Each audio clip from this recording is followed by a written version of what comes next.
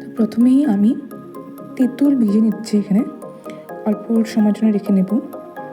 আর এখানে আমার কাছে আছে অল্প পানমৌরি, জিরা আর গোটা ধনিয়া আর দুটো শুকনো লঙ্কা। প্রথমে আমি জিরা, গোটা ধনিয়া আর পানমৌরিটাকে অল্প ভেজে নিব, এমনি তেল ছাড়া গরম করে নিব অল্প, যাতে ফুটলেও খুব সুন্দর করে ভাজা মশলা হয়ে যায়। আর এই যে তেলটাকে আমি আরেকটা ওই কড়াতে ওই ইসেগুলোকে নেমে আমি এখানে অল্প তেল নিয়ে নিলাম। তেলটা গরম হতে দিব অল্প সময়।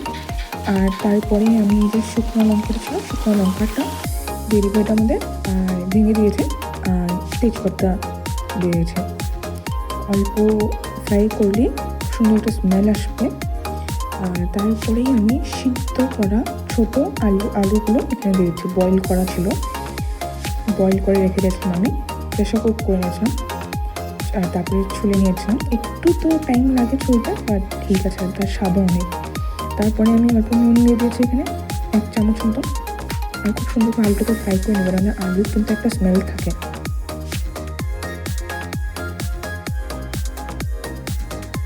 তারপরে আমি এখানে অল্প হলুদ দিলাম। হলুদ দিয়ে আবার সব কিছুকে সুন্দর করে এপিট করে ফ্রাই করে নেব।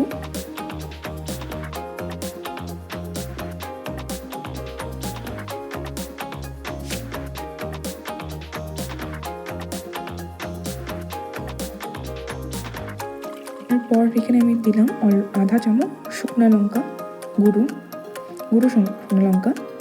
আপনারা কাশ্মীরি লাল মির্চটাও দিতে পারেন, তাতে খুব সুন্দর একটা রঙ আসবে। আর এই রেসিপিটা আমি কোনো পেঁয়াজ রসুন কিন্তু কিচ্ছু দিইনি। আর অল্প একটু আমি এখানে জল দিয়েছি, যাতে মশলাটা লেগে না যায়। এটা যেদিন আপনাদের নিরামিষ থাকে বা যদি উপাস করছেন, সেদিন কিন্তু আপনারা খেতে পারবেন এটা। তারপরে ওই যে ভাজা মশলাটাকে আমি এখানে গুঁড়ো করে নিয়েছিলাম, মিক্সিতে দিইনি, তাহলে খুব বেশি গুঁড়ো হয়ে যায়। আমি এখানে এমনি অল্প হাতে পিষে নিয়েছিলাম। খুব সুন্দর করে সব কিছু ফ্রাই করে নেব, মশলাটা যাতে খুব সুন্দর করে ফ্রাই হয়ে যায়। তারপরে দেখুন খুব সুন্দর করে স্মেল আসবে। দেখেন খুব সুন্দর করে ফ্রাই করার পরে আমি অল্প 3-4 চামচ এটার মধ্যে ওই তেঁতুলের জলটা দিয়ে দিচ্ছি এখানে। বেশি দিলে আবার খুব বেশি টক হয়ে যায়, কিন্তু আমি 3-4 চামচ এখানে দিয়ে দিয়েছি।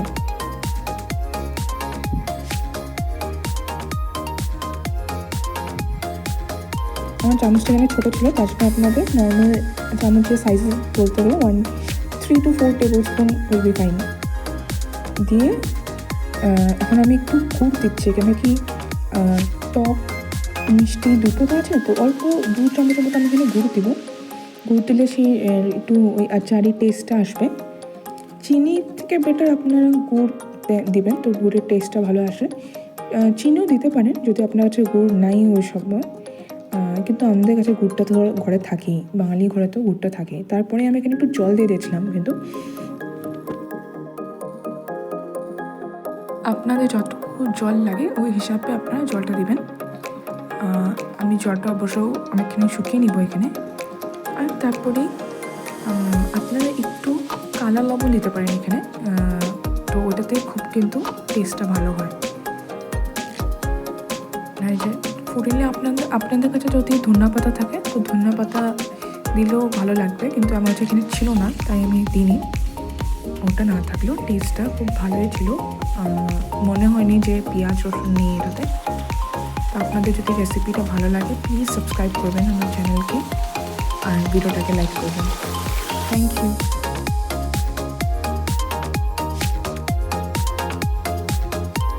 এই যে দেখেন, আমি কিন্তু এতটুকুই রেখেছিলাম।